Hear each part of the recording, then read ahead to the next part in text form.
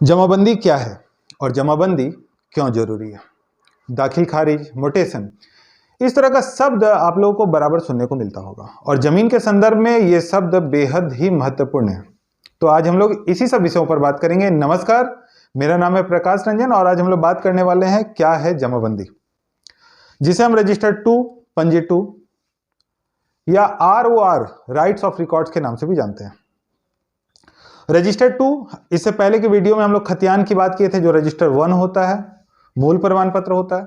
तो हम लोग आज बात करने वाले हैं रजिस्टर 2। थोड़ा सा हम लोग ब्रीफ करते हैं कि रजिस्टर 1 के विषय में, चूंकि हम लोग इससे पहले उस वीडियो को अपलोड कर चुके हैं, फिर भी रजिस्टर 1 हमारा मूल प्रमाण पत्र होता है, मूल दस्तावेज होता है। मूल का मतलब उसको चेंज नहीं किया जा सकता है।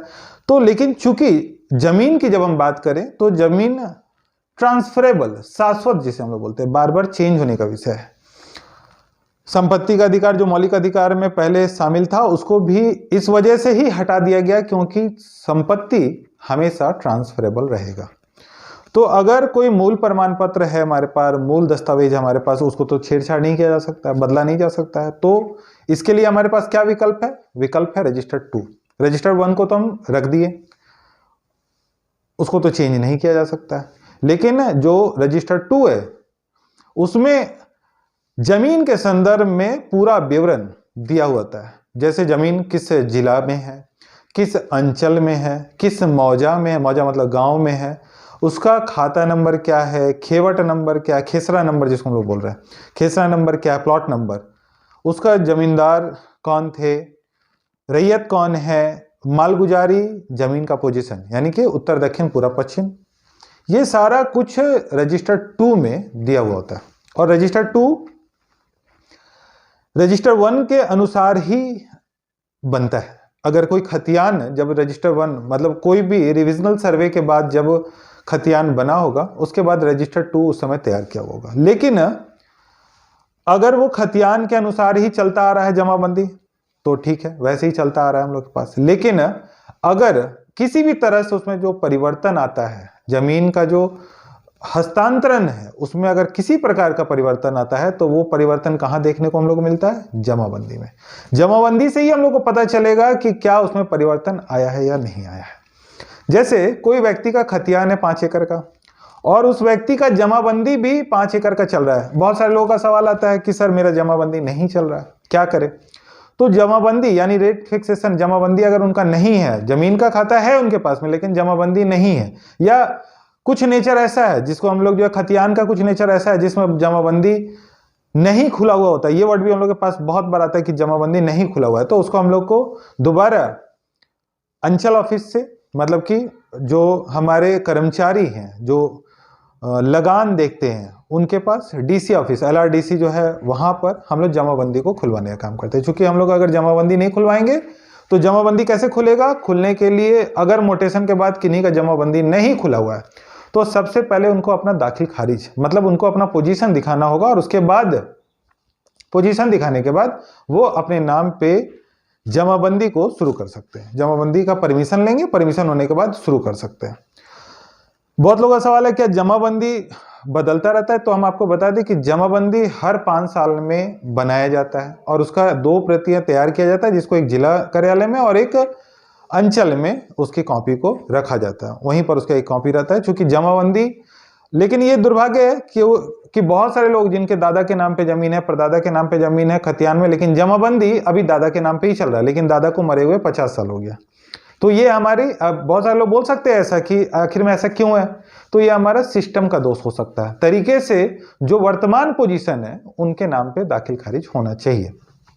ठीक है, दाखिल खारिज अगर उनके नाम पे है, मोटेशन उनके नाम पे है, मतलब जमाबंदी उनके नाम पे है, तो वो उनके लिए बहुत अच्छा है और लड़ाई का विषय बहुत कम हो सकता है।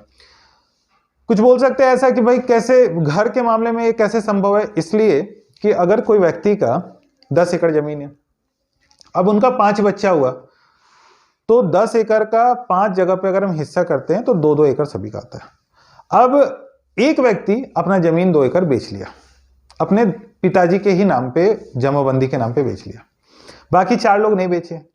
अब 10 साल 20 साल के बाद उनका ही वंशज जो बेचे थे, उनका वंशज फिर से वंशावली बनाकर उसी जमीन को दोबारा बेच लेगा।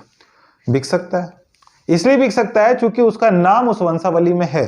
तो कोर्ट के पास तो इतना समय नहीं है, रजिस्ट्री ऑफिस के पास तो इतना समय है नहीं कि वो खुद से जाके देख सके कि क्या वंशावली, क्योंकि वंशावली के आधार पर खतियान का खरीद बिक्री होता है। तो वंशावली तो सही है, लेकिन वंशावली से तो ये निर्धारित नहीं होगा कि उसके पिताजी ने जमीन बेचा था या नहीं बेचा था। इसलिए कोशिश ये होना चाहिए कि जब ट्रांसफर हो, मतलब अगर किन्हीं का मृत्यु हो जाए तो उनके बाद जो वंशज है उनके नाम पे वो जमाबंदी चढ़ जाए, जिससे कि लड़ाई की संभावना कम हो जाएगी।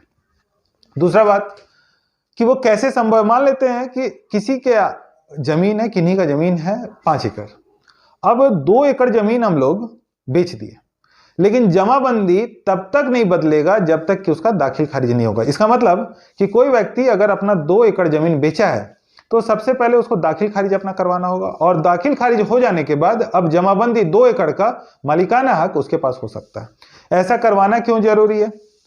ऐसा करवाना इसलिए जरूरी है कि अगर कोई व्यक्ति अपना जमीन बेच दिया 2 एकड़, लेकिन उसका दाखिल खारिज नहीं हुआ, मतलब मोटेशन नहीं हुआ, उसके बाद उसका जमाबंदी नहीं हुआ, बाद में उसी जमीन को कोई दूसरे वंशज जो है बेच दिए, तो क्या वो जमीन, और दूसरे आदमी बेचने के बाद वो जमीन का जो मोटेशन है, दाखिल खारिज है और जमाबंदी वो अपने नाम पे करा लिए, जबकि 10 साल पहले किसी और ने उस जमीन को खरीदा था। अब क्या करें? ऐसी परिस्थिति में उनको कोर्ट का सहारा लेना पड़ेगा, और कोर्ट के माध्यम से ही फिर दोबारा उस जमाबंदी को रद्द करवाना होगा और अपने नाम पे, चूंकि पहले रजिस्ट्रेशन आपका था, लेकिन अब आपको कोर्ट का सहारा लेना पड़ेगा। लेकिन समस्या तो आई। समस्या क्यों आई? क्योंकि रजिस्ट्री के बाद आपने जमाबंदी नहीं ली थी, मोटेशन नहीं करवाया था। तो हम लोग अगर साफ शब्दों में बात करें तो जमाबंदी रजिस्टर 2 जिसको हम लोग बोलते हैं, यानी कि वैसा एक तो ये रिकॉर्ड है, मतलब अभिलेख, मतलब जिसको हम रिकॉर्ड के रूप में रखे हुए हैं, इसलिए हम लोग इसको राइट ऑफ रिकॉर्ड भी बोलते हैं। लेकिन ये परिवर्तनशील है, क्योंकि रजिस्टर 2 है, परिवर्तनशील है। कोई व्यक्ति का खतियान में 5 एकड़ है, उसके बाद वो चाहे तो रजिस्ट्री कर दे, लीज दे दे, पट्टा दे दे, दान दे दे, किसी भी तरह से अगर ट्रांसफरेबल है, जमाबंदी ट्रांसफर कर जा रहा है, तो अगले व्यक्ति के नाम पे वो चढ़ जाएगा और उनको राइट्स, अब सेकंड के हाथ में राइट्स हो जाती है। हम लोग इस पे कह सकते हैं कि ऐसी परिस्थिति में कोई भी व्यक्ति जिनका जमीन या तो खतियान से हो या रजिस्टर्ड से हो, अगर खतियान से है तो वो वंशावली के हिसाब से जमाबंदी को परिवर्तन कराते रहें। जो कर्मचारी है या जो LRDC ऑफिस है, DC ऑफिस है, वहां पर जाके आप उसका आवेदन देकर उसको हस्तांतरित करवाने का प्रयास करें, क्योंकि हर 5 साल में नया बनता है, लेकिन ये सिस्टम के वजह से हम लोग दादा परदादा का वंशावली को आज तक लेकर चल रहे हैं, लेकिन तरीके से वो बदल जाना चाहिए। किसी के दादा 50 साल पहले मर गए, अब उनको जमाबंदी उनके नाम पे कैसे चलेगा? वो तो मर चुके हैं, और राइट्स भी ऐसा नहीं बोलता है, तो उनको चेंज करा लेना चाहिए। और दूसरा, अगर कोई रजिस्टर या अन्य माध्यम से प्राप्त किए हैं तो उनको भी अपना दाखिल खारिज जरूर करवा लेना चाहिए, इसलिए क्योंकि भविष्य में अगर खतियान से आपने जमीन प्राप्त किया है तो वो जमीन को दोबारा किसी के साथ खरीद बिक्री तब तक हो सकता है, क्योंकि रजिस्टर 2 में वो नहीं चढ़ा हुआ है, दाखिल खारिज नहीं हुआ है, तो दाखिल खारिज नहीं हुआ है, रजिस्टर 2 में नहीं चढ़ा हुआ है, तो दोबारा अगर उस खाता में जमीन दिख रहा है तो रजिस्ट्री ऑफिस में रजिस्ट्री हो जाएगा। इसलिए हम लोग को कोशिश करना है कि जमीन किसी भी माध्यम से हमारे पास हो, जमाबंदी हमारे पास जरूर हो जाना चाहिए, क्योंकि वो गवर्नमेंट के पास का एक रिकॉर्ड है, जिस रिकॉर्ड से सरकार ये पहचानती है कि आपके पास कितना जमीन है। क्योंकि रजिस्ट्री ऑफिस से आपको ये नहीं पता चल पाएगा, अगर किसी आदमी का 5 एकड़ जमीन है, 2 एकड़ जमीन का रजिस्ट्री हो गया है, लेकिन रजिस्ट्री ऑफिस में ये तब तक नहीं पता चलेगा जब तक कि आप उसके लिए अलग से सर्च नहीं करवाएंगे। उसमें वो 5 एकड़ नजर आ रहा है, जमाबंदी जब तक नहीं होगा तब तक वहां से वो माइनस नहीं होगा। खतियान से आप जमाबंदी पर आए, मतलब रजिस्टर 2 में आए, रजिस्टर 2 में माइनस तब जब तक आप नहीं करवाइएगा तब तक वहां से वो कम नहीं होगा। इसलिए हम लोग को कोशिश करना है कि जब भी हम जमीन का हस्तांतरण करें, खरीद बिक्री करें, तो जमाबंदी मतलब मोटेशन, दाखिल खारिज, जमाबंदी जरूर करवा ले, रजिस्टर 2 जरूर तैयार हो, जिससे कि आपका लीगल राइट सरकार आपको उस रूप में जाने।